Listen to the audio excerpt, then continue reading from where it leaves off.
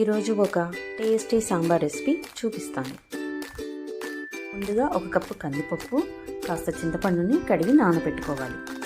నానబెట్టుకున్న పప్పులో సరిపడా నీళ్లు వేసి కాస్త జీలకర్ర, 4 వెల్లుల్లి రెబ్బలు, 2 పచ్చిమిర్చి ముక్కలు, అలాగే కాస్త పసుపు, కొద్దిగా ఆయిల్ వేసి కుక్కర్లో 3 విజిల్స్ వచ్చేంత వరకు మెత్తగా ఉడికించుకోవాలి.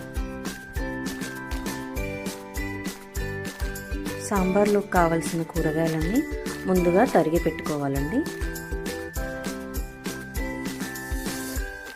కడాయిలో నూనె వేసి వేడయ్యాక ఆవాలు, జీలకర్ర, ఎండుమిర్చి, అలాగే దంచి పెట్టుకున్న వెల్లుల్లి రెబ్బలు వేసుకొని వేగినాక తరిగి పెట్టుకున్న పచ్చిమిర్చి, ఉల్లిపాయ ముక్కలు వేసి వేయించుకోవాలి. ఉల్లిపాయ రంగు మారాక తరిగి పెట్టుకున్న కూరగాయలన్నీ వేసి కాసేపు మగ్గనివ్వాలి. ఇందులో 1 టీ స్పూన్ పసుపు, 1 టీ స్పూన్ అల్లం వెల్లుల్లి పేస్ట్, కొద్దిగా టమాటా ముక్కలు వేసి ముక్కలు మెత్తబడేంత వరకు ఉడికించుకుందాము.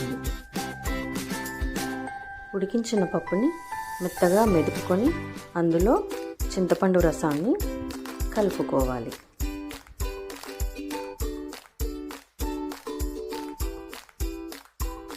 ముక్కలు మెత్తగా ఉడికాయండి. ఇందులో పప్పు రసాన్ని కలిపేసుకుందాం.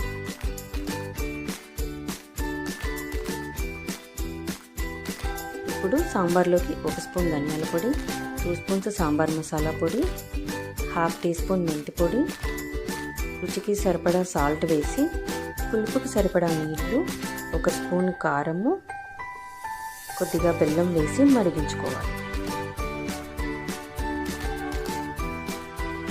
చివరిగా కాస్త కొత్తిమీర చల్లుకొని వేడివేడి అన్నంలో వేపుడు వడియాలతో తింటే అదిరిపోతుందండి.